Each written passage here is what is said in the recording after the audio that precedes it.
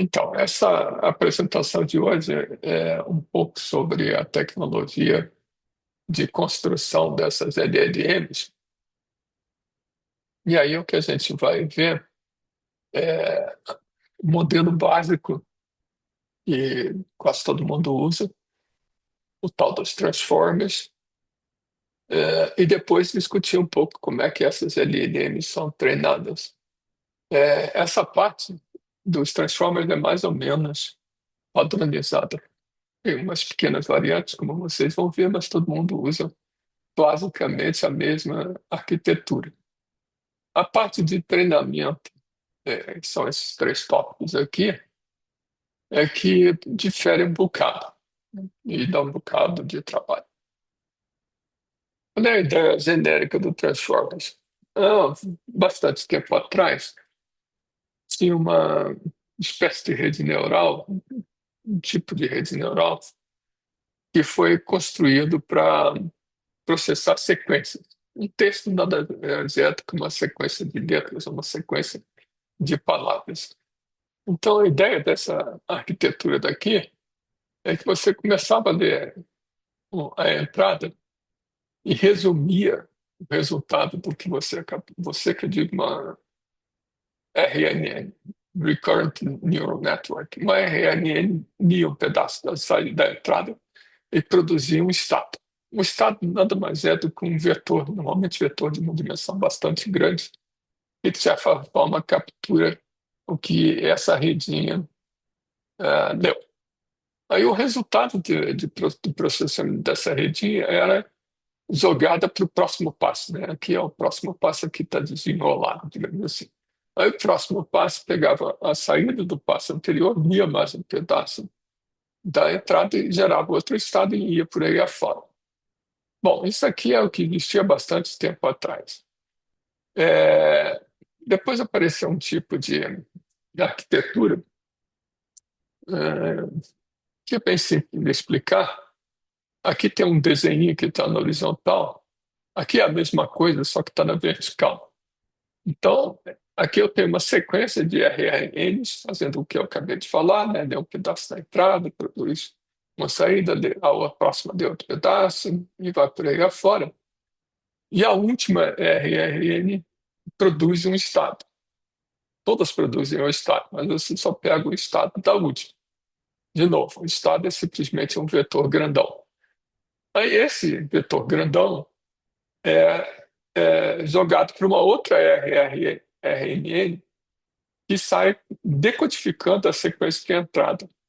Então, isso aqui é um encoder-decoder framework, porque o azulzinho é como se você codificasse a sequência de entrada nesse estado daqui. O vermelhinho é o decoder, ele digamos assim, transforma o estado de novo numa sequência de saída. Então, esse tipo de arquitetura era bem interessante para você fazer tradução automática, né? Só que essa arquitetura tem dois problemas. Um bastante óbvio. Como é que a gente. Se essa sequência aqui quando começa a ficar meio grande, esse estado é como se você condensasse uma sequência grande num vetor, mesmo que o vetor tenha muita dimensão, tenha muitas dimensões, num vetor só. É como se você fosse ler um livro e resumisse tudo na orelha do livro, no abstract do livro. É a mesma ideia. Só que o problema é que você ia pegar a orelhinha do livro ou o abstract do livro e gerar a tradução do livro numa outra língua. Então, esse troço aqui, essa ideia de um estado condensar tudo que tem na entrada para depois ser decodificado em uma sequência de RNs na saída, é um negócio meio estranho.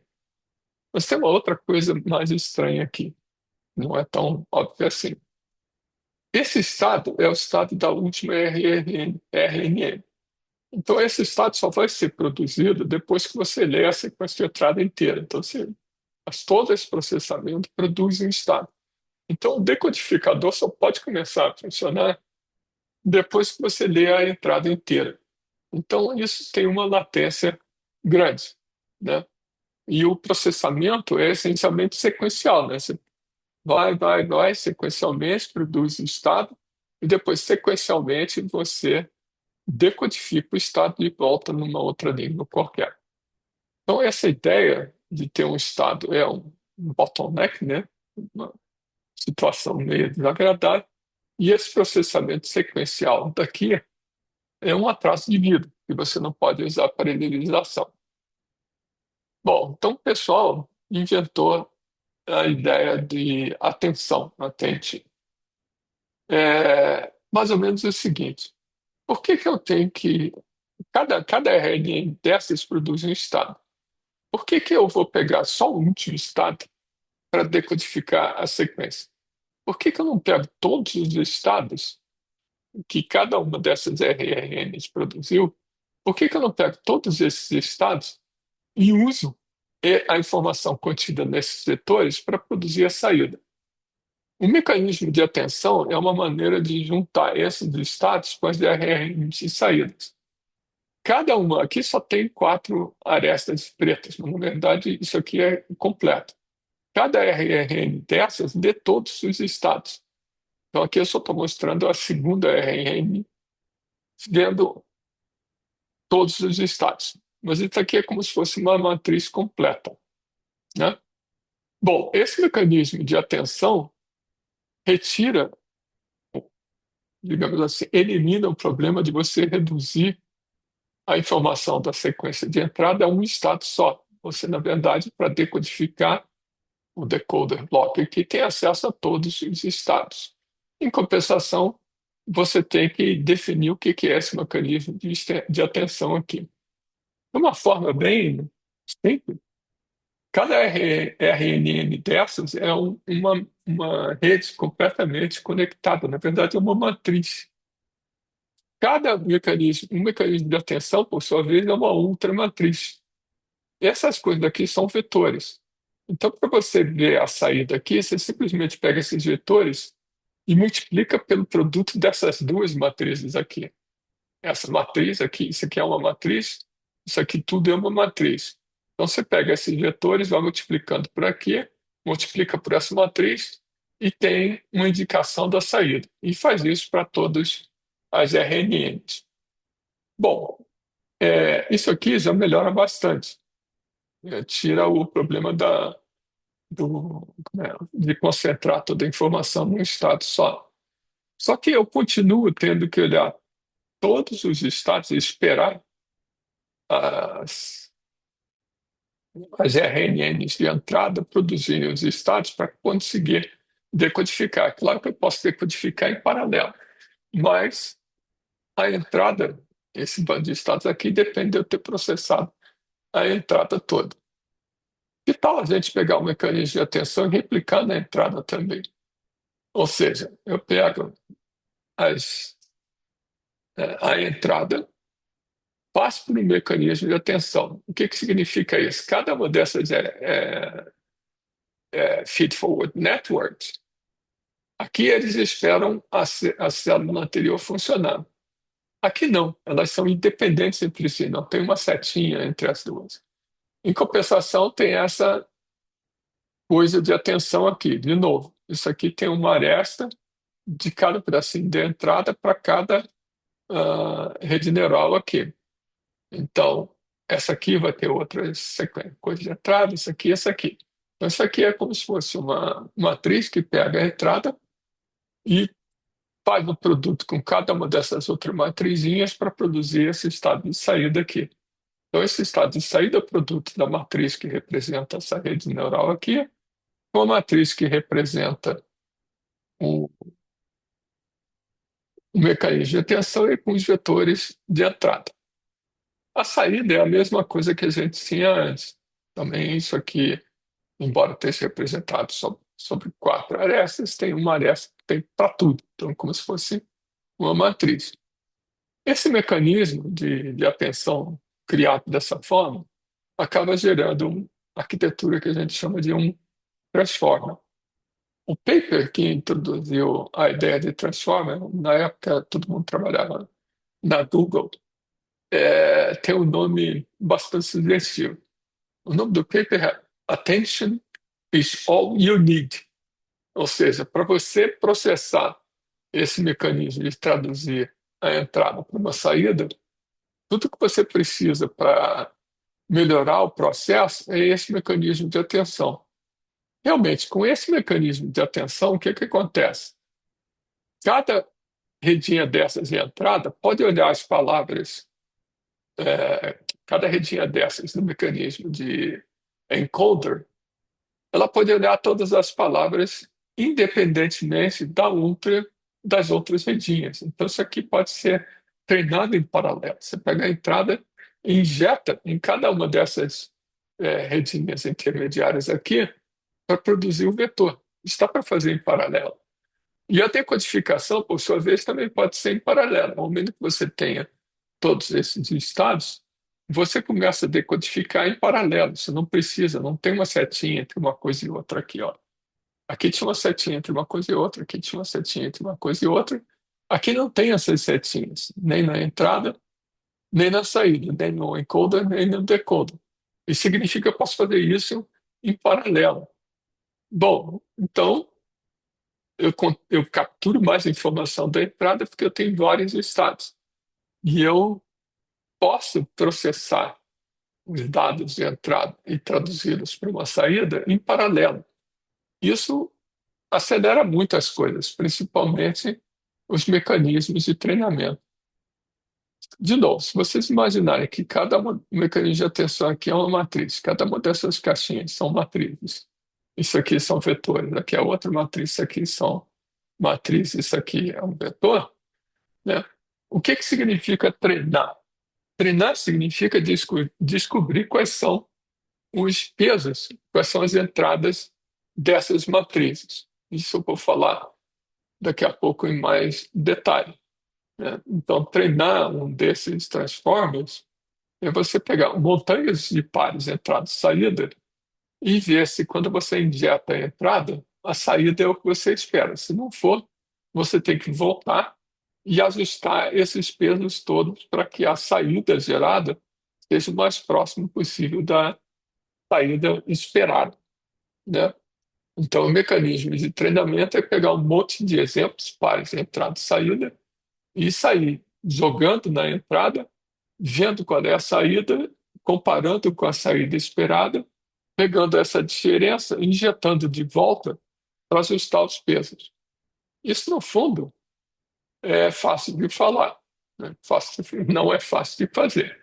Agora, não é tão difícil assim de entender o que que esse transformer está fazendo. Esse paper que eu comentei, o Attention is All You Need, não é um paper tão recente assim, acho que tem uns 5 anos já. Esse paper tem dezenas de milhares, não é dezenas, é dezenas de milhares de referências. É um dos papers que eu já vi na vida com o maior número de referências possível. Um negócio assim impressionante. Aí, bom, se o paper é tão importante assim, vamos dar uma olhada no paper. O paper tem acho que umas 10 páginas só. O paper é extremamente, digamos assim, pouco detalhado, para dizer o mínimo. Ele só dá uma ideia genérica do que é um transformer, não muito mais do que eu acabei de falar. Então, é um pouco, digamos assim, decepcionante você pegar um paper tão citado assim, que tem tão poucos detalhes. Agora, tudo isso daqui tem implementações prontas. Você tem arquiteturas, framework de transformers prontos para você treinar. Depois eu vou dizer um livro, eu vou mostrar para vocês um livro que mostra como vocês constroem uma LLM em Python. Então, isso aqui é o modelo básico de tudo que a gente tem pela frente no curso. Um monte de redinhas, essas redinhas completamente conectadas, um mecanismo de atenção e multiplicar coisas matrizes por matrizes ou vetores por matrizes. Existe uma variante dessa. Essa arquitetura aqui não é a arquitetura do ChatGPT. O GPT é o Generative Pre-Training Transformer. A série dos GPTs que eu comentei na última aula, que a OpenAI há bastantes anos vem desenvolvendo, é só o lado de decodificação do Transformer. Então, o GPT, o que tem por trás do ChatGPT, só tem esse lado vermelhinho aqui. Então, ele recebe como entrada um monte de vetores e produz uma sequência de saída. Bom, mais adiante eu vou mostrar para vocês que deve ter uma coisa que vocês estão achando curiosa, é que a gente fala que a gente pega sequências de entrada e produz sequências de saída, e aqui pelo meio do caminho só tem vetores e matrizes. Bom, que história é essa de você pegar texto e multiplicar por matrizes? Na verdade, tem um passo inicial aqui que eu tenho que pegar o texto e transformar em vetores. Isso eu vou dar um exemplo mais adiante. Então, o GPT, na verdade, começa aqui, depois desses passos de pré-processamento, que pegam a entrada e traduzem a entrada em vetores. Bom, aqui vetores, o decoder é aquele monte de multiplicações que eu falei, ele produz vetores de saída. E aí eu tenho que ter uma camada final que decodifica os vetores para produzir a saída. Tá, eu vou comentar essas coisas um pouco mais em detalhe à medida que a gente for falando aqui. Então, o que que a gente precisa lembrar? Que um transformer é uma coisa assim. A ideia básica do transformer é esse mecanismo de atenção.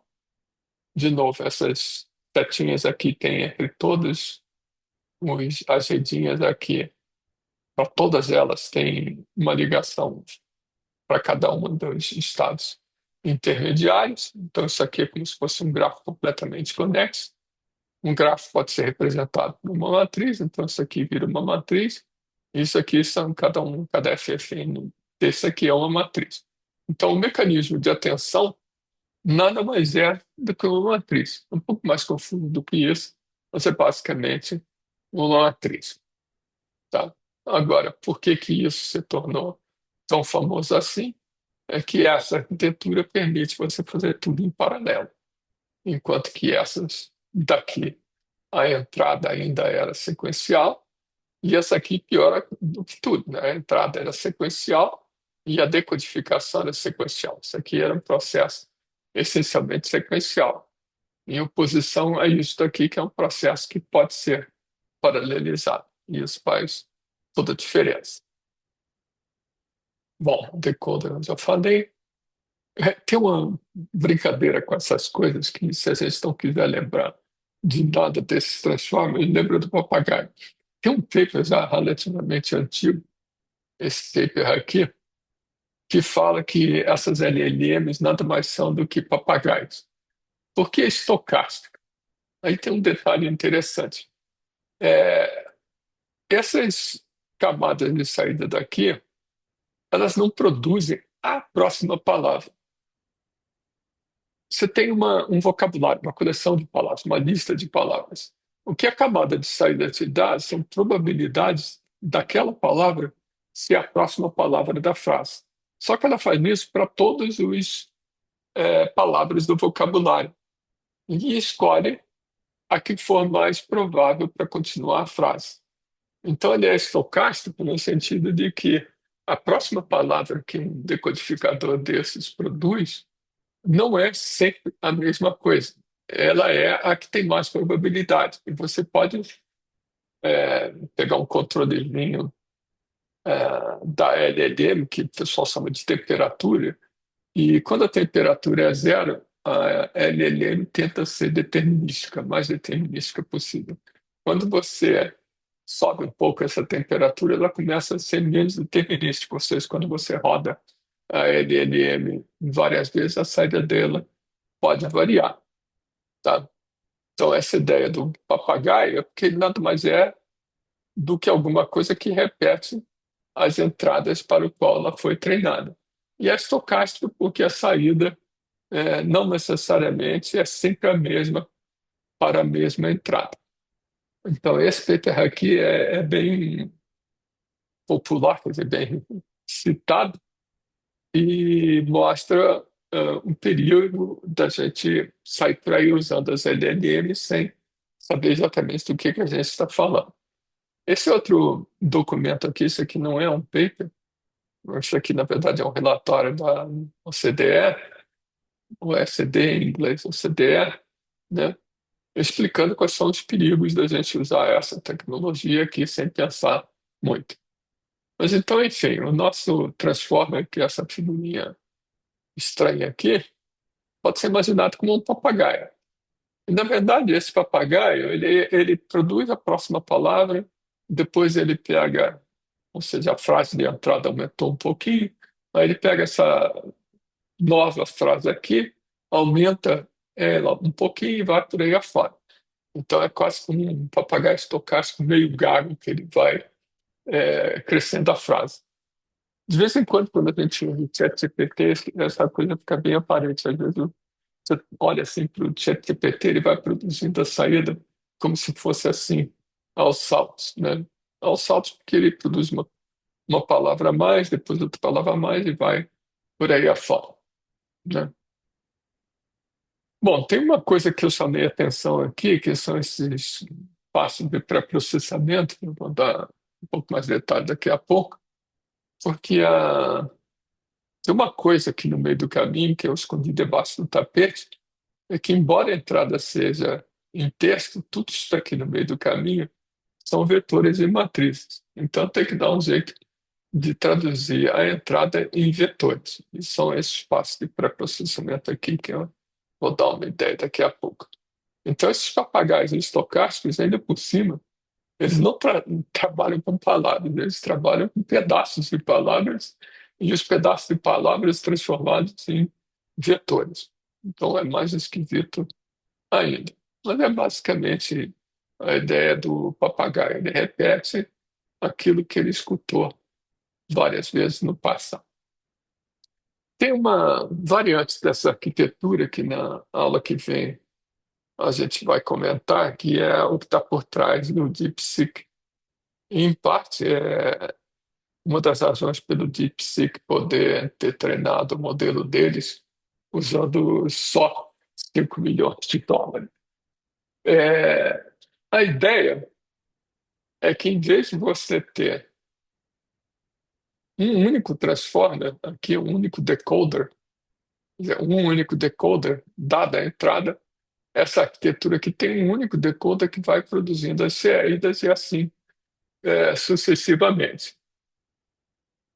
Tem uma variante dessa arquitetura que faz uma coisa um pouco diferente. Você, em vez de ter um decoder só, você tem vários decoders. É, esses decoders são chamados de especialistas.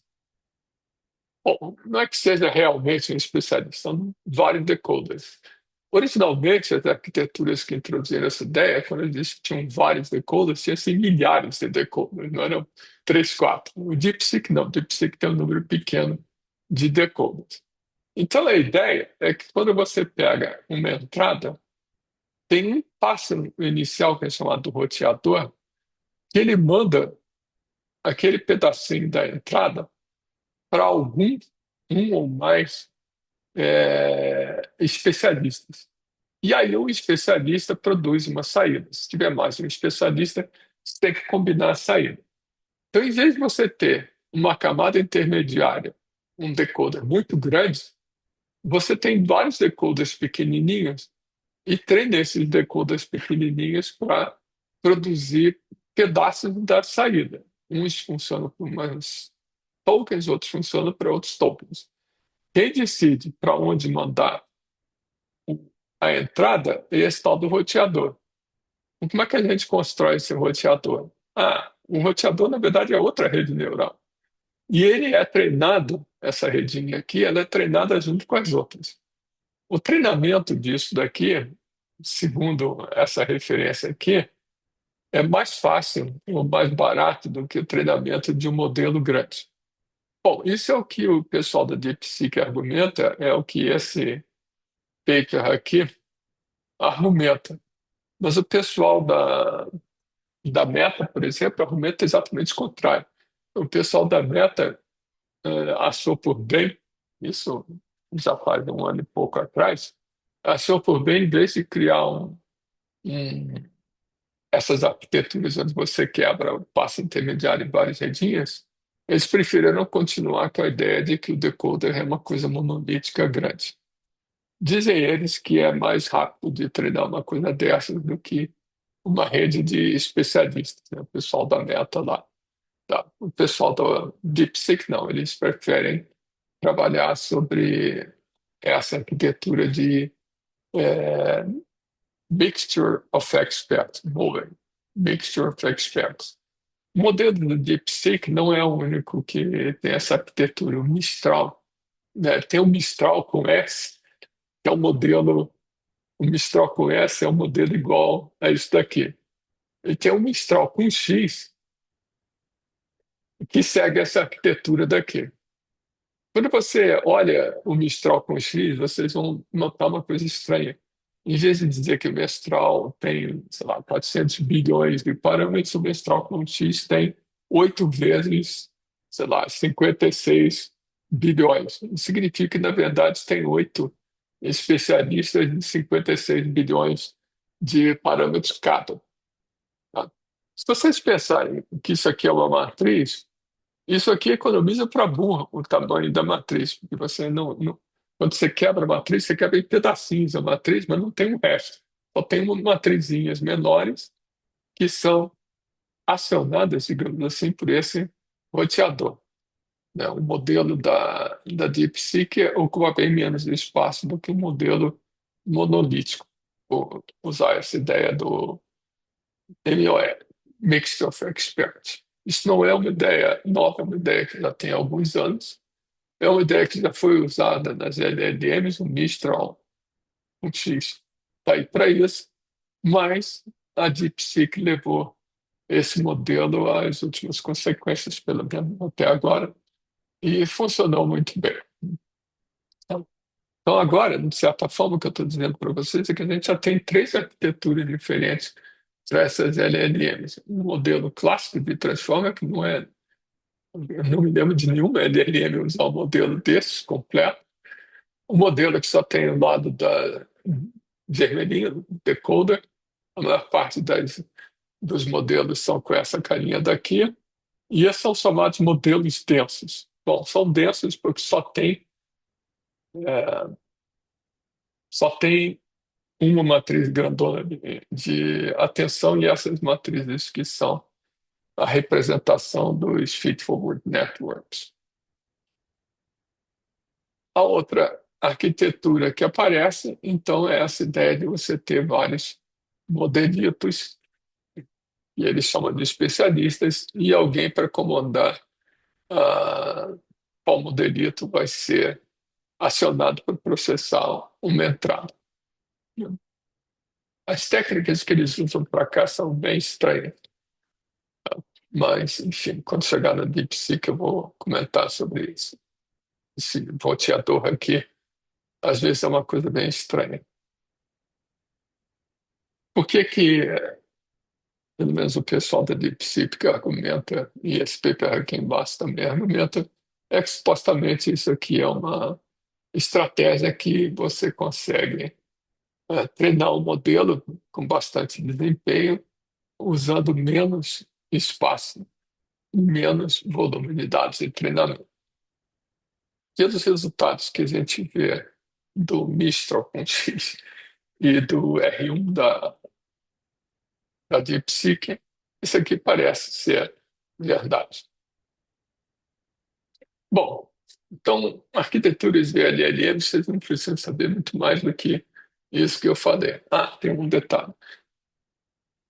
Essas, essas arquiteturas aqui do Decoder, elas são coisas como essas vermelhinhas aqui, só que você às vezes tem várias delas. Um stack, o vermelhinho não é um bloco só. São vários blocos empilhados, às vezes um número muito grande deles, centenas desses blocos empilhados. Então, o decoder block produz uma saída que é injetada em outro decoder block por aí afora, para você fazer uma sequência de decoders, né?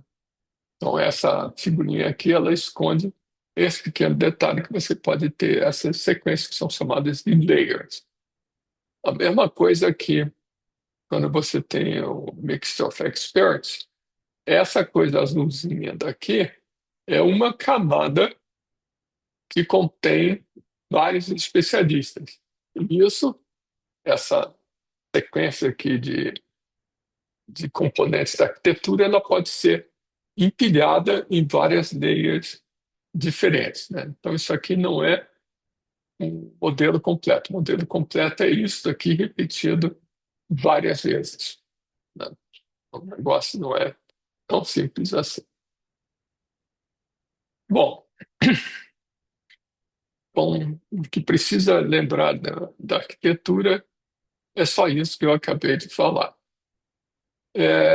A questão que talvez seja o grande diferencial hoje em dia dessas LLMs é como é que eles arrumaram os dados para treinar as LLMs. Então, tem três tópicos aqui que eu queria comentar com vocês.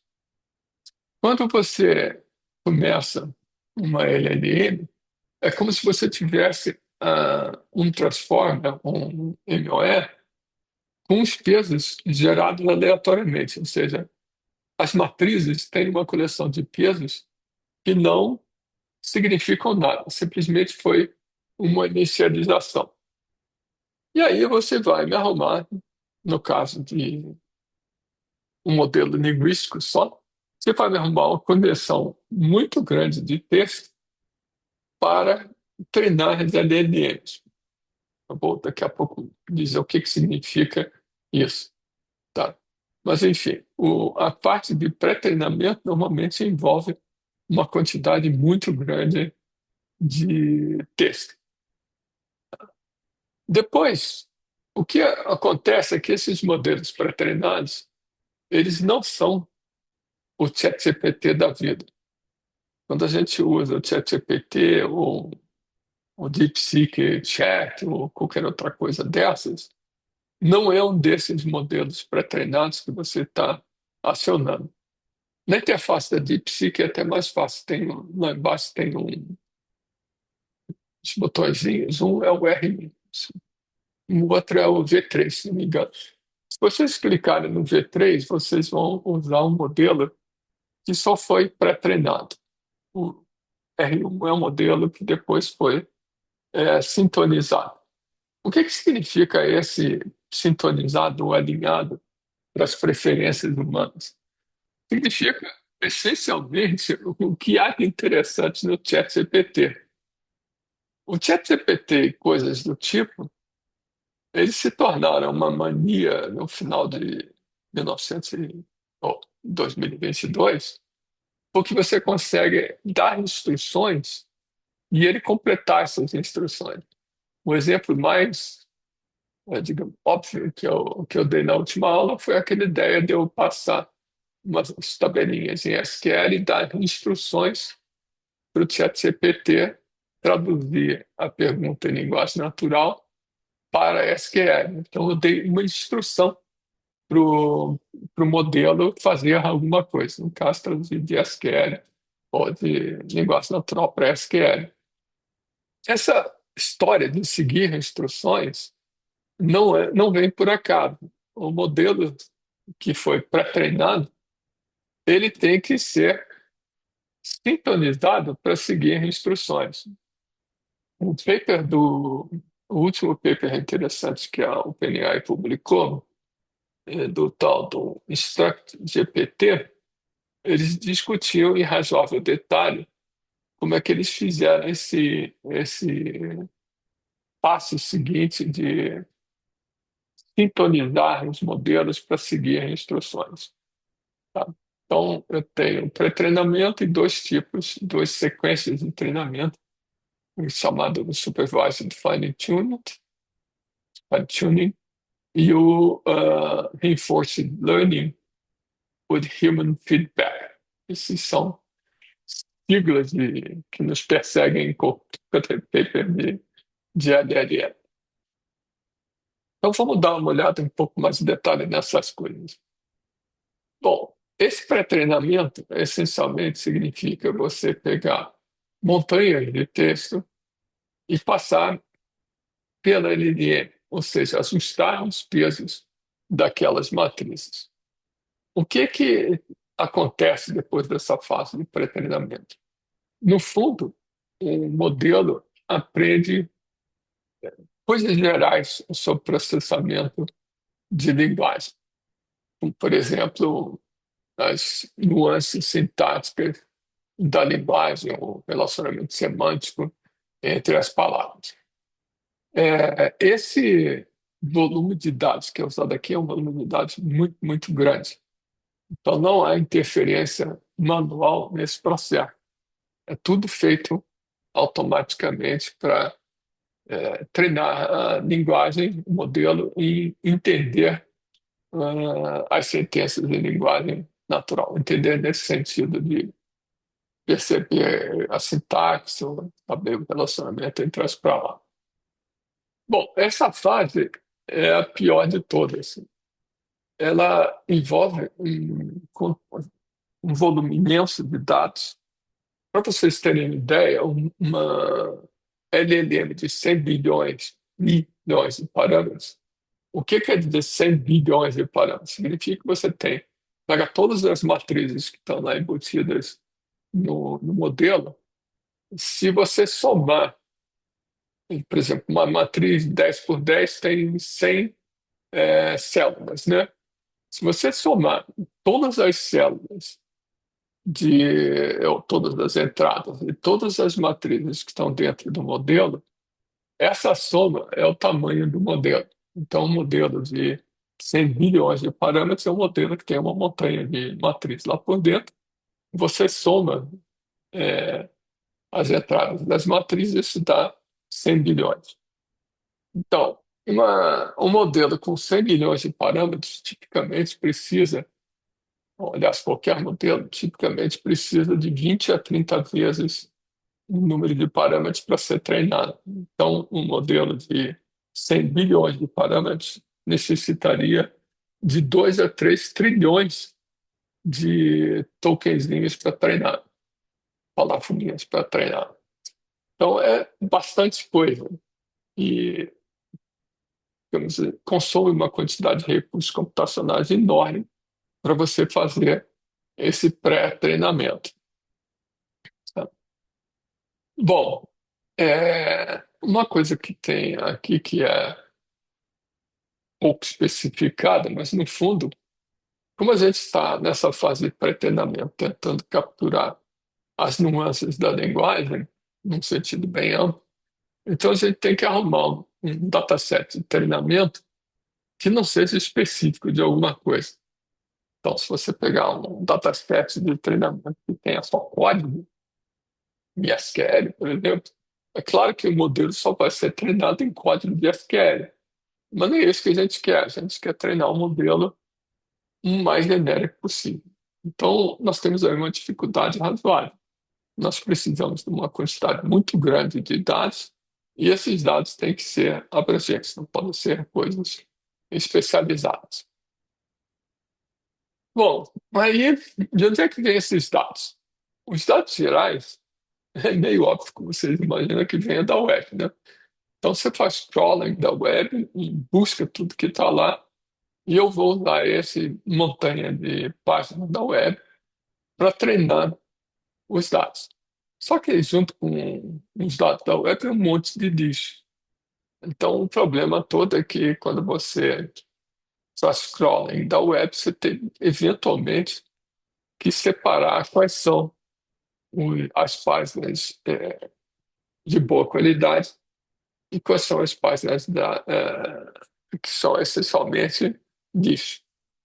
Esse processo de limpar dados de entrada desse volume não é uma coisa trivial. E se os dados de entrada estiverem poluídos, ou estiverem contaminados, essa contaminação vai permear para dentro da LLM do modelo quando você for fazer o treinamento, né? Agora, página da web é só uma parte da discussão. Você pode ter diálogos que estão disponíveis na internet de alguma forma, né? e você tem níveis.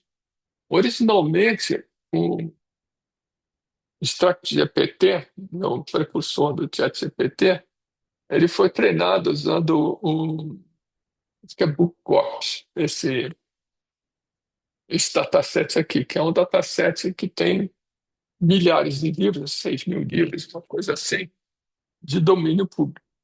Então, isso é que eles acabaram usando para treinar o StructGPT, que depois virou o ChatGPT. Agora, isso é uma parte só da discussão. É, algumas dessas LLMs, no momento, acabam sendo poucas, elas são treinadas só com páginas de uma determinada língua, claro que provavelmente só inglês. Mas tem outras que depois são refinadas para poder fazer tradução de uma língua para outra. O Llama, Llama 3.1 grande, originalmente tinha sido treinado só para inglês. Depois de uma versão subsequente, eles conseguiram um número razoável de páginas em outras línguas para retreinar o modelo. O problema é que a web, a grande representatividade, a língua representada na web, obviamente, é inglês. Então, você conseguir um número razoável de páginas de boa qualidade em outra língua que não seja inglês é um certo desafio. Outra questão que pode aparecer é você querer especializar o seu modelo, não é especializar o modelo, é embutir informação especializada no modelo. Ele vai continuar sendo genérico, mas a gente vai passar informação especializada. Então, você pode ter repositórios de código que você vai usar para treinar LLM em gerar código. Texto científico é ligeiramente diferente de texto convencional, então você pegar conjuntos de papers científicos e querer usá-los para treinar LLM também é uma coisa interessante. Então, essa fase de pré-treinamento aqui, ela além de gastar um bocado de recursos, ela tem um problema sério que é você conseguir dados de qualidade para treiná-los, sejam dados genéricos, sejam dados especializados. Esse problema, num daqueles livros lá que eu pus como referência, que a autora estava resmungando, é que daqui a pouco a gente não tem dados na internet suficientes para treinar essas linguagens. Os modelos vão ficar tão grandes que a gente precisa de muito dado para treiná-los. Bom, enfim. A outra questão que ela comentava, que é até interessante, é que muita coisa na web hoje em dia já é gerada pelas LLMs, já é gerada automaticamente. Então, pode chegar uma certa situação que os dados que você tem de treinamento disponíveis na web, na verdade, já foram uma boa parte deles gerados pelas próprias LLMs. E aí, como é que a gente fica com essa história? Bom, então, tem três tarefas aí que são bem importantes. Uma é essa que eu comentei, da qualidade, né? A gente tem que, de alguma forma, limpar os dados que têm baixa qualidade, como spams ou coisas parecidas. E isso num volume muito grande. Então, no fundo, você tem que criar algoritmos para fazer essa filtragem automaticamente. A segunda questão, também bem óbvia, é que quando você faz um crawling da web, você acaba passando pela mesma página várias vezes, né? Então, você deveria ter algum processo de duplicação dos dados. Não adianta ter montanhas de dados se eles, na verdade, são cópias uns dos outros, né? Você gostaria de ter dados diversificados. Então, deduplicação é um problema.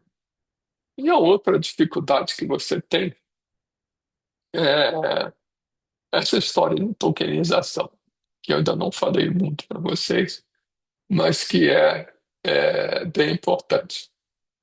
O papagaio estocástico, que eu mostrei para vocês agora no final, o papagaio estocástico recebia não palavras, mas coisas que seriam vetorizinhos. Então, o que a gente tem que fazer para treinar uma LLM, ou seja, dar uma entrada para a LLM, não é, o que entra aqui não é texto, é alguma outra coisa. E outra coisa é essa? É o que a gente está chamando de tokens. Então, depois que você amealha essa montoeira de texto da web e de outros lugares, você ainda tem que sair quebrando esse texto no que a gente chama de um token. Um token pode ser imaginado como sendo um pedaço de uma palavra, ou uma pontuação, ou, digamos, mais de uma palavra junta. Ponto de exclamação, por exemplo, pode virar um token, e a conjunção e pode virar um token. Então, esse traço aqui de tokenização, depois que você pega os dados todos, você ainda tem que pegar os dados todos e quebrar em tokens. Isso significa que no final você vai criar uma espécie de vocabulário básico que cobre todo o seu texto. O vocabulário básico do GPT, do GPT 3.5, GPT 4, é da ordem de uns 130 mil tokens.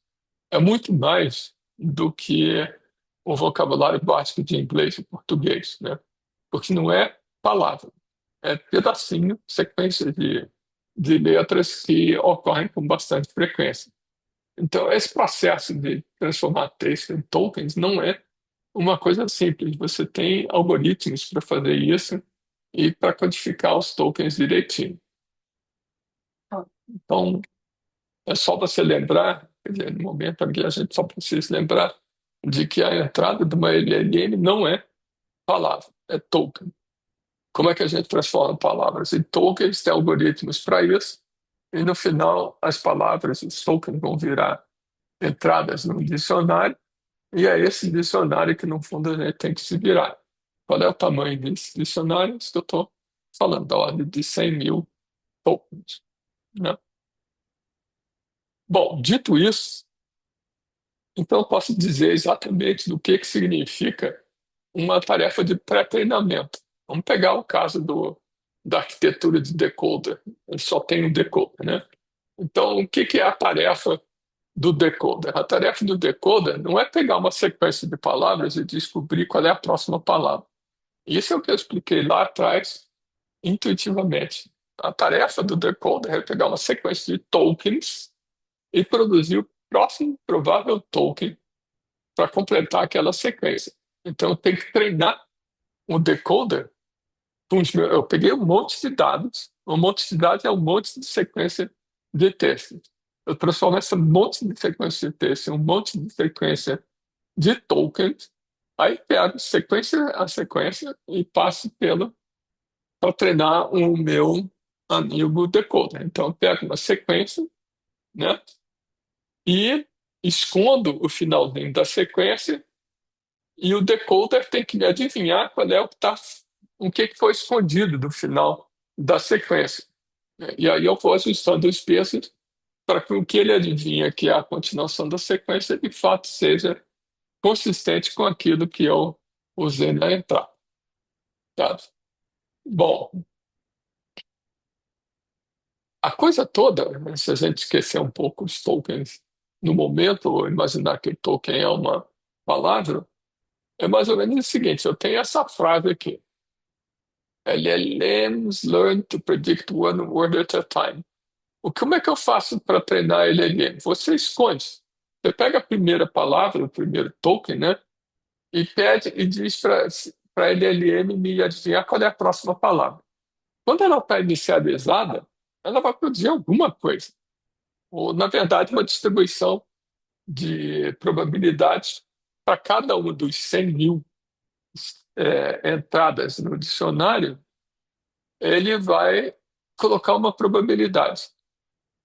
Se a LL não der como maior probabilidade learns, aqui nesse caso, você tem que voltar e ajustar os pesos para que a próxima coisa que venha depois da LLM seja learn.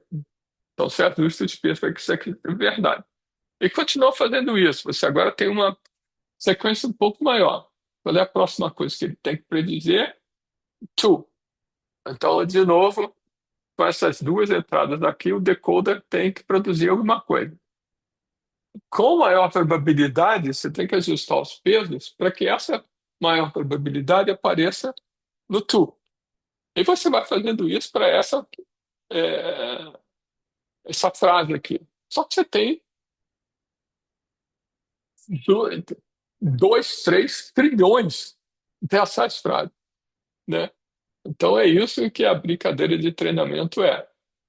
Um LLM pode não descobrir certinho qual é a próxima palavra. Aí você vai lá, ajusta o peso para que ela descubra certinho qual é a próxima palavra. Tá? Bom, então onde é que a gente está? A gente tem texto de entrada, que eu fui lá, catei da web, catei dos livros, catei de sei lá da onde, transformei esse texto em pedacinhos. Aqui o tokenizador é bem trivial, né? Eu tokenizei esse texto aqui em palavras e uma pontuação aqui no final. Nunca é assim, é uma coisa mais exótica do que isso, só para efeitos aqui. Então, transformei entrada em sequência de tokens. Aí vou lá no meu dicionário, esse dicionário aqui, e o dicionário me diz que esse token aqui é a entrada 40.134 e vai por aí afora. Então, essa minha entrada aqui, essa minha frase, já virou uma sequência de IDs do meu dicionário. Mas ainda não é isso que eu vou passar para o decoder. Esse decoder aqui é um monte de matrizes. Então, eu tenho que passar como entrada vetores. Então, eu tenho que voltar e dizer o seguinte: olha, essa entrada aqui do dicionário tem que ser transformada num vetor. Isso chama-se um embedding, né? Então, todo aquele meu dicionário, cada entrada do dicionário tem que virar um vetor. De qual dimensão é esse vetor? Normalmente uma dimensão alta, a ordem de 1.000, 5.000, por aí afora, tá? Então, esses passos que vão daqui para cá não são nada simples, né? Conseguir esse monte de sequências é um abacaxi. Descobrir como é que eu vou ter que tokenizar é um algoritmo à parte. Depois que eu arrumei os tokens no meu dicionário, ainda tem um outro algoritmo que é gerar esses vetores aqui, que de fato, essa sequência de vetores, é que de fato vai ser a representação dessa frase daqui. E é essa sequência de vetores que vai ser injetada no transformer. Então, voltando aqui para o nosso desenho original, essas entradas aqui, que eu escrevi em inglês, que eu vou dar como entrada para o attention mechanism, não são essas palavras, são vetores. Eu vou transformar essas coisas daqui, vou tokenizar e vou transformar cada token num vetor. Então, aqui, em vez dessas palavras, tem que ter os vetores que representam essas palavras. Como isso aqui é uma matriz, então já melhorou. Então, uma matriz sabe conversar com vetores, não sabe conversar com texto. Então, isso tudo eu estou, digamos assim, só dizendo o que tem que fazer, não estou dizendo como faz, né? Mas, enfim, toda essa parte de pré-processamento aqui que a gente tem que fazer antes de começar a enfiar as coisas pela goela do decoder. E como a gente está falando de treinamento, a gente tem que fazer isso milhões de vezes. Essa parte de como é que a gente transforma palavras em vetores, num daqueles livros, depois eu vou dizer para vocês, num daqueles livros que recomendei para vocês, tem um capítulo inteiro sobre isso, ali tem todos os detalhes possíveis. Mas, essencialmente, no fundo, esses vetores aqui, eles têm que ser construídos de tal forma que palavras que tenham significado semelhante devem ser representadas por vetores semelhantes. Cara, isso não é nada trivial. Então, esse exemplinho aqui, que é um negócio bem simples, é como se essas palavras que vocês estão vendo aqui fossem representadas por pares. Aqui tem um monte de pássaros, né? Então, os pares que representam os pássaros deveriam estar juntos no espaço bidimensional. Aqui tem cidades, aqui tem outras coisas, aqui tem um squirrel sozinho aqui. Então, o algoritmo que sai de tokens para vetores são algoritmos bem sofisticados. Na verdade, são redes neurais. Tem redes neurais dessas LLMs da vida que são treinadas exclusivamente para tokenizar. Tá? Bom, só que aí a gente pode fazer uma coisa mais eficiente, né? Esse, esse passo aqui dos tokens para os vetores, a gente pode fazer uma coisa mais eficiente. Na verdade, a gente pode ter uma matriz. O que que é essa matriz? Essa matriz vai ter tantas colunas quantas forem as dimensões dos vetores que eu vou escolher para minha tokenização. E vai ter tantas linhas quantas forem as entradas no dicionário. Então, fazer um embedding dos tokens significa simplesmente você pegar o Fox, por exemplo, é, a terceira, que ele começa em zero aqui, só para atrapalhar a vida da gente, né? Fox é a terceira entrada no meu dicionário de tokens.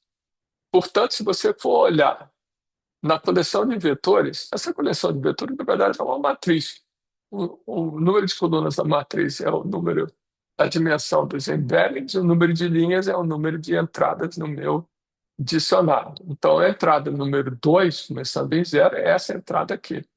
Então, Fox vira, através dessa matriz aqui, vira esse vetor azulzinho aqui. Fox jumps não, é a entrada 3, entrada 3 é a entrada 4, é essa daqui, jumps está aqui. Over é a entrada 5 é essa vermelhinha aqui, aqui. Então, através de uma codificação das palavras em tokens, da dicionarização dessas palavras e de uma codificação dos tokens em vetores, e essa codificação é representada através de uma matriz, eu posso então computar quais são os vetores que representam a entrada. Então, essa sequência de vetores daqui representa essa entrada daqui. Então, é isso aqui que eu vou passar para a LLM. Essa aqui é a Fox Jumps Over, sei lá o quê, não me lembro mais qual é a frase.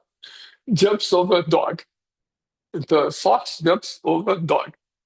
Então, são esses quatro vetores aqui que eu vou descobrir quais são, simplesmente através de um processo trivial de lookup numa matriz que é pré-computado.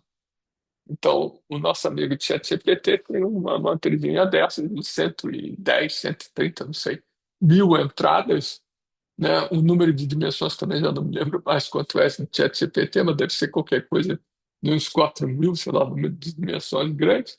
Então, é essa matriz grandona que vai permitir a gente criar os vetorizinhos que de fato vão ser injetados no Transformer.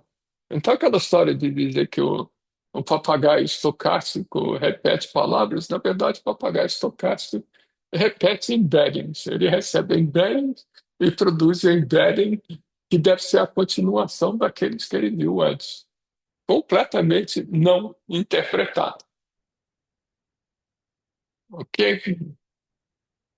Bom, dito tudo isso, agora vamos voltar à história de treinamento.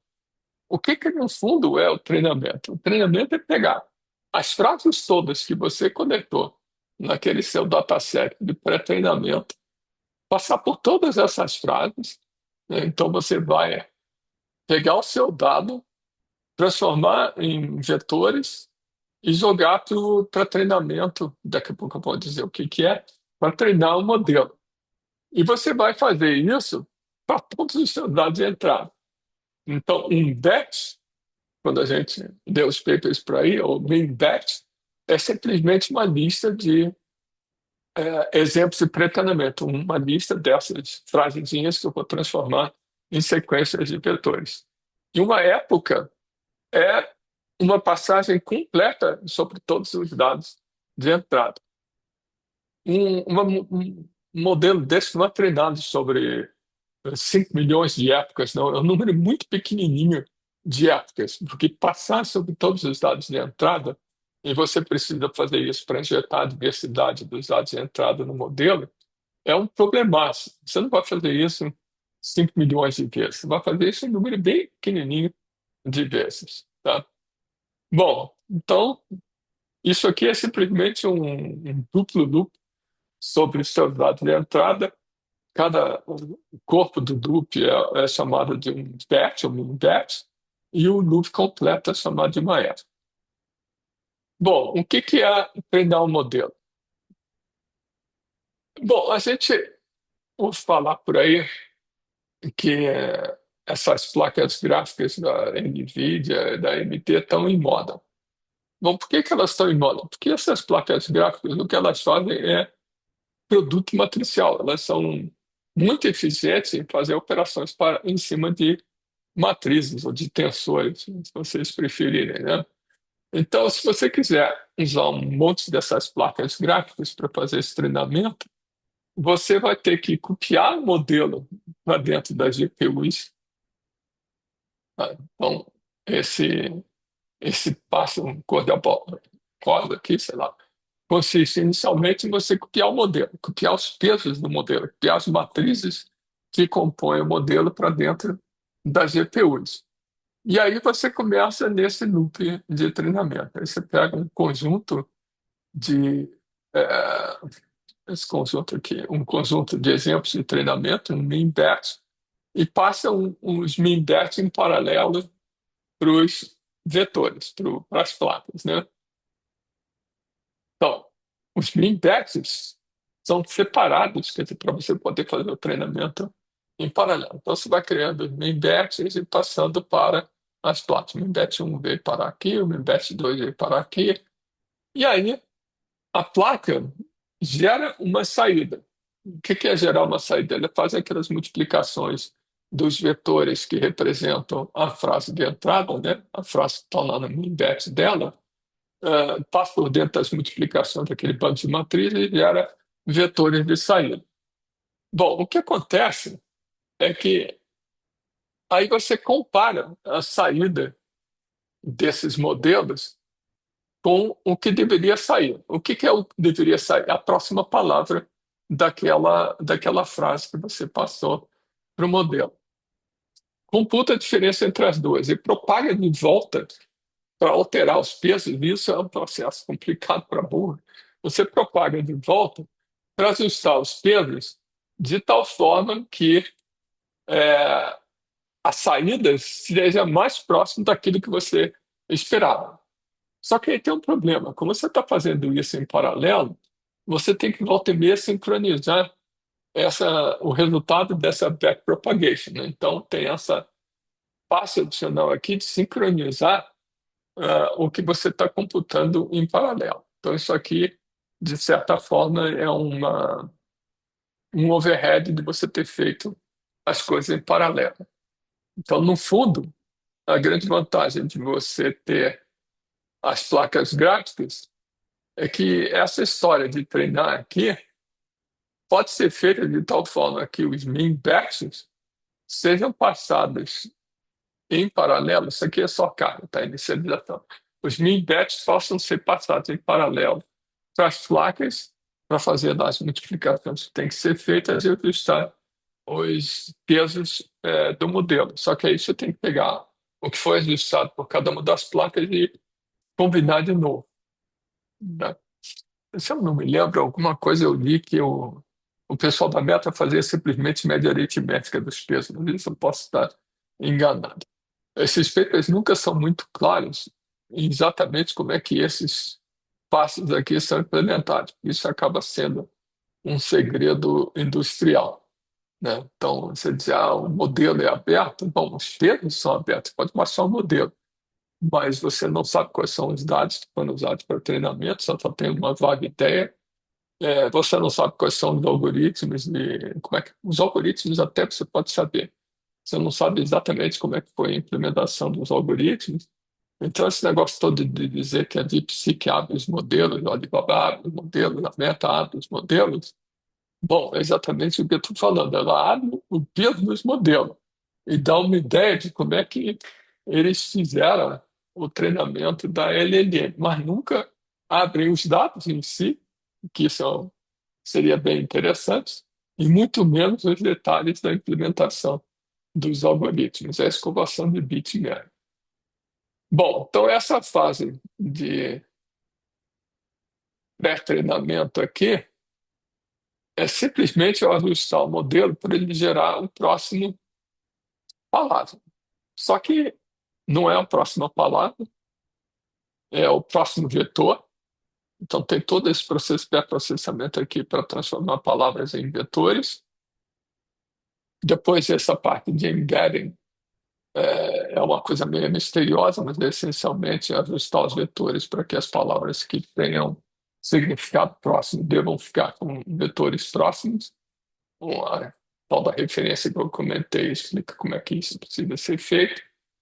No frigir dos ovos, transformar palavras em vetores é só olhar uma matriz, a matriz já está pronta, tá?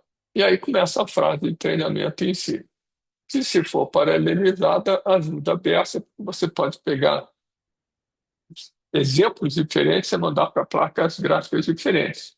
Só que no final, o que foi ajustado do modelo em placa, em cada uma das placas gráficas, depois tem que ser combinado de volta em um único modelo. Eu não quero criar modelos diferentes, eu quero criar o mesmo modelo. Então, tem que sincronizar o que cada placa gráfica ajustou. Bom, o que que acontece no final disso tudo?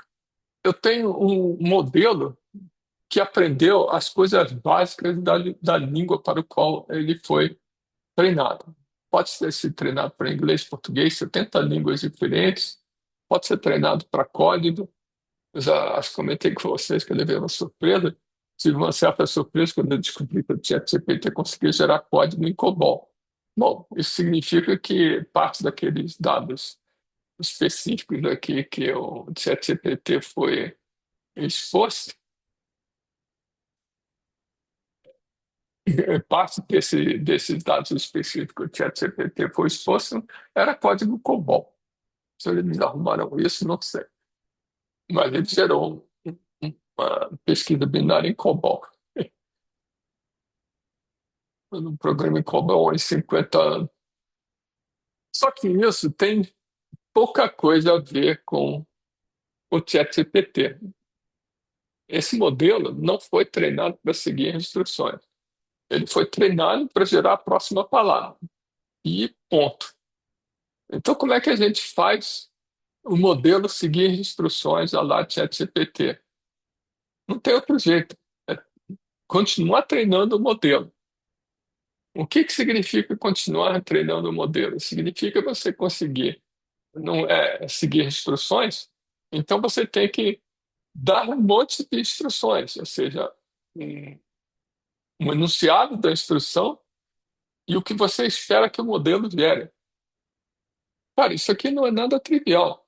Você tem que encontrar esses pares, como aqui, prompt response, prompt response. Tem que encontrar uns 100 mil, no mínimo, desses pares para alinhar a LLM, ou seja, fazer com que ela produza uma saída que seja do jeito que você espera que ela produza. E a gente vai ver lá pela metade do curso que essas LLMs fazem coisas espantosas. Mas elas fazem coisas espantosas porque elas foram treinadas para isso. Então, esse passo de supervised fine-tuning é uma coisa extremamente importante. Tá? A OpenAI gastou um monte de dinheiro e um monte de tempo originalmente para treinar o GPT-3 para seguir instruções. O tal do Instruct GPT que eu comentei com vocês foi o resultado de treinar o GPT-3. O GPT-3 era um modelo pré-treinado, até o ponto que eu tinha falado antes. O GPT 3.5 e o Instruct GPT, que é a versão anterior dele, foram treinados para seguir instruções. Não é do nada, foram treinados. A gente teve que criar um dataset com essas instruções como estão mostradas aqui. Tá? É, esse paper aqui é o tal do paper que eu gosto. Esse paper aqui é o paper que explica como a OpenAI criou um Start GPT. É bem interessante daí isso. Eu acho que ainda tem paper não sei se ainda está disponível na web, mas deve estar, descrevendo como eles criaram o GPT 3.5. Então, tem coisas espantosas. Eles contrataram um monte de gente lá na Quênia, no Quênia, para criar essas instruções de se você vir essa coisa daqui, tem que produzir aquilo lá. Não foi nada trivial. Então, essa parte do Supervised Fine Tuning é uma fase extremamente importante. Bom, o que acontece é que quando a OpenAI lançou o ChatGPT, um monte de gente esperta começou a mostrar como é que a gente podia fazer outros modelos serem treinados para seguir instruções usando o próprio ChatGPT. Um desses tem dois modelos aqui que os papers estão disponíveis na web, são papers interessantes. Um é esse Alpaca e o outro é esse GPT-4o. O que o Alpaca é? O pessoal de Stanford pegou Llama 8B, se não me engano, pegou um modelo da série Llama e treinou esse modelo, que era um modelo linguístico que tinha sido só pré-treinado, para seguir instruções.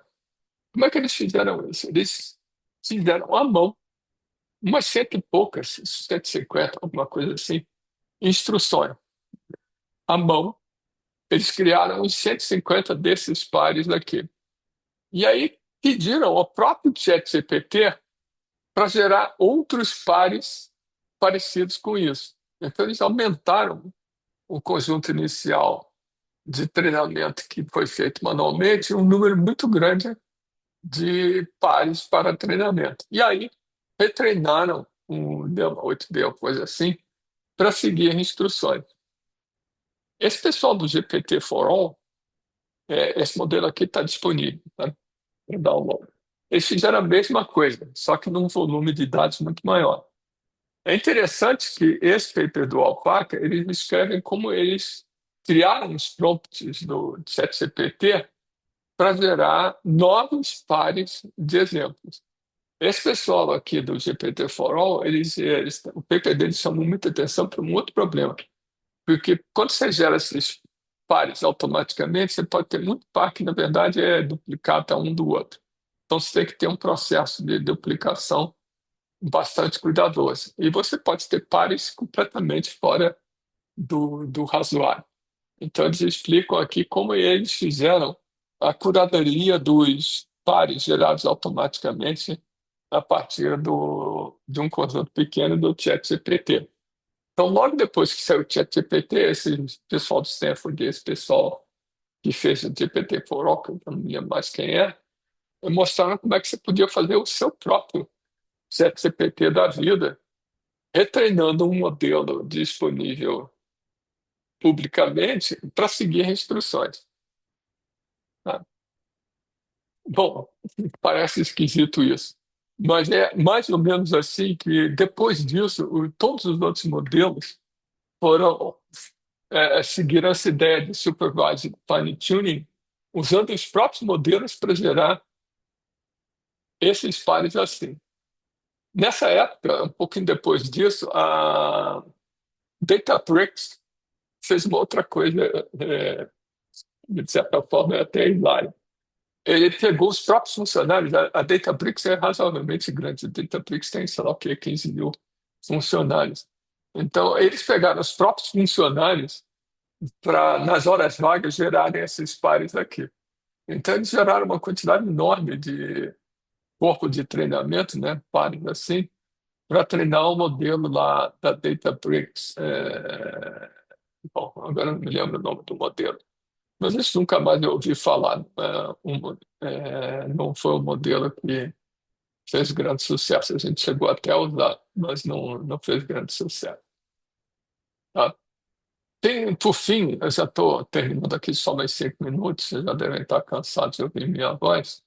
É, tem um outro paper aqui, esse paper é bem recente, de dezembro do ano passado, que ele faz um trabalho bastante cuidadoso de como é que você pode fazer supervised fine tuning de vários modelos open source aqui, tá? Ou seja, faça o seu próprio ChatGPT com modelos pequenos, segundo a receita que eles descrevem nesse paper para gerar esses datasets de instruction, isso aqui, instruction tuning datasets, datasets que contém esse monte de pares aqui. Esse paper aqui é bem interessante porque se vocês quiserem colocar um modelinho pequenininho para ser útil, você tem que pegar um modelo pequenininho, baixar os pesos e fazer esse supervised fine-tuning do modelo para seguir instruções, senão aquilo vai ser meramente um modelo linguístico genérico. A última coisa que eu quero comentar com vocês é essa última maneira de alinhar o, o modelo linguístico para aquilo que os usuários esperam. Então, tem dois passos. O pre- pre-training é você criar um modelo genérico. O post-training, que contempla o supervised fine-tuning e o reinforcement learning, é para você fazer o fine-tuning do modelo pré-treinado para seguir instruções. A segunda forma de seguir instruções usa uma ideia bem interessante. O que é reinforcement learning? No fundo, é a história do Pavlov e do cachorro. Se vocês forem do departamento de psicologia, são os ratinhos do professor Landeira. Não sei se vocês sabem, mas o departamento de psicologia aqui na PUC tem algumas pessoas, alguns professores bem famosos em psicologia comportamental. A PUC tem um biotério cheio de ratinhos que são treinados segundo Reinforcement Learning. O que é a ideia do Reinforcement Learning? O agente é o ratinho. No nosso caso aqui, o agente é a própria LLM. Então, o que o agente faz? O agente tem uma sequência de ações que ele pode tomar. No caso da LLM, uma ação é simplesmente gerar o próximo token, tá? Bom, quando você gera o próximo token esperado, o agente recebe um reinforcement. Então, novos ratinhos do professor Bandeira ganham um pouco mais de água quando fazem a coisa certa.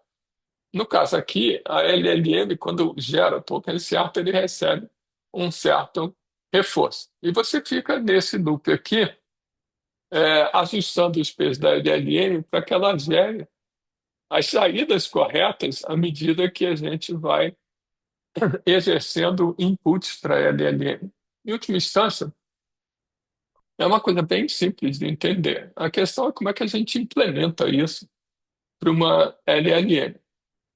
Bom, não espantosamente, isso aqui é implementado com outras redes neurais. Como é que funciona assim? Eu preciso criar. Como é que a gente gera esses, como é que chama? Esses rewards, esses prêmios aqui. Como é que eu gero os prêmios para alimentar a LLM?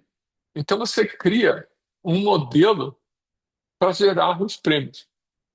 Bom, esse modelo aqui, no fundo, é gerado à mão. Como é que funciona assim?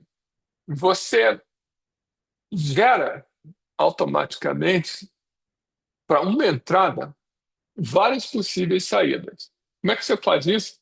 Você usa a própria LLM para treinar. Você dá uma entrada para a LLM e ela gera várias saídas. Qual dessas saídas é a melhor possível? Não sei. Então você coloca um ser humano para ir lá e ficar marcando. Olha, eu dei isso para a LLM. Ela me produziu isso e isso. Qual dos dois você prefere? Aí ele vai na marca e diz, eu prefiro esse. E você faz isso mais 100 mil vezes. Não é pouca coisa. Então você, no fundo, o que está fazendo? Você está criando exemplos de entrada, possíveis saídas, e alguém me diz, das possíveis saídas, qual é a que o ser humano prefere. Quer dizer, o ser humano transfere a sua preferência, marcando lá das possíveis saídas a que ele gosta mais, né? E aí você usa essa entrada, consistindo é, de um exemplo, de um prompt, das possíveis saídas com os pesos que foram dados pelo ser humano, e treina uma LLM para, dada a entrada, ela produza a saída correta, tá? E aí, esse modelo vai me dizer qual é o peso de cada uma saída. Ele vai me dizer qual é o reward da saída, comparando o que ele gerou com o que o ser humano preferia. Então, esse reward model usa esse treinamento aqui para criar pesos para as possíveis saídas. E aí, o passo final, essa última transparência do Zuri, o passo final é você voltar atrás. E agora, então, eu já tenho uma rede neural que me dá um reward. Eu já tenho as entradas possíveis para a LLM. Então, se a LLM introduz alguma coisa, eu uso esse modelo para dar pesos à saída da LLM. E aí reinjeto isso para treinar a LLM para produzir as melhores saídas de acordo com esse modelo que foi treinado manualmente a partir do reward model. Isso é uma coisa muito chata de fazer, porque você tem que gerar as entradas, gerar as possíveis saídas, para sair isso tudo para uma interface que uns montes de seres humanos possam ir lá e dizer o que é melhor. Usar essa tralha toda para treinar o modelo de reward. E no final, usar o modelo de reward para retreinar a sua LLM para que ela gere as saídas que são consideradas a que tem a melhor qualidade ou melhor peso, tá? Todos esses modelos que a gente vê por aí passaram por esse forma de reinforcement learning. Tem variantes, essa aqui é a variante que foi usada no ChatGPT, no InstructGPT, e usada numa variante do Llama. Eu acho que no modelo do Llama originalmente eles também usavam uma coisa dessas. Mas isso é um trabalho infernal. Então, em última instância, o que a gente precisa lembrar dessa aula é que a ideia dos transformers ela é bem interessante. Por que ela é bem interessante? Porque ela permite você treinar esses modelos em paralelo. Permite transformar o treinamento dos modelos em, na verdade, um monte de multiplicações de matrizes. Aonde é que essa ideia surgiu? Num paper de um pouco mais de 10 páginas, que é esse paper aqui, que já tem um bocado de tempo, tem 8 anos, né? Então, esse é o tal do paper que tem milhares e milhares de citações, mas ele é bem curtinho e não muito detalhado. Esse livro daqui, que é o tal do livro de 850 páginas, fala de tudo, a Chip Hui, ela explica mais ou menos como é que os Transformers funcionam, mas não muito bem. Esse outro livro aqui, esse cara daqui tem um monte de livros. Esse livro dele aqui, ele descreve como você constrói uma LLM em Python, usando Python. Tem todos um monte de bibliotecas de Python para você fazer todos esses passos que eu comentei por aqui, para você tokenizar, para você fazer um embedding, né, transformar os tokens em vetores, para você pegar um modelo de decoder-only transformer e retreinar aquele modelo. Então, esse livro aqui não é muito grande, ele tem umas 300 páginas, umas 50 páginas, mas ele descreve passo a passo com todo o código detalhado lá, como é que você cria uma LLM a partir do nada usando essas bibliotecas em Python. Qual é o problema desse livro? Bom, o problema do livro, o problema é que você tem que arrumar os datasets para fazer todos esses treinamentos que eu comentei com você. Ele tem uma lista lá de alguns datasets de domínio público que vocês podem usar. Bom, esse paper aqui é aquele que eu gosto, né? que é o paper que tem a ideia básica do ChatGPT, mas na verdade é o InstructGPT, o modelo que eles tratam aí, e ele é bem detalhado. Ele discute com bastante detalhe como é que eles fizeram esse Reinforcement Learning with Human Feedback. Tem uns comentários bastante pesados nesse paper aqui. A OpenAI tem uns outros papers iniciais que eles escrevem isso. E tem aqui, esse paper aqui ainda é razoavelmente detalhado, em que o pessoal da Meta, você vê que o paper não é novo, né? O paper vai fazer 2 anos. Esse aqui eles escrevem como o pessoal da Meta usou a infraestrutura deles para fazer esse treinamento todo do Llama. O Llama 2 é bem obsoleto, mas o paper é bem detalhado. Então, tudo isso daqui são coisas interessantes para a gente olhar. Esse livro daqui é bem rápido, né? Você lê isso aqui num dia, essa história dos Transformers. E o que eu vou tentar fazer na próxima aula, embora é, vá também ser uma coisa sem muito detalhe, é mostrar como a gente passa por todos esses passos, ou como a DeepSeek passou por todos esses passos para criar o modelo V3 e o R1 deles.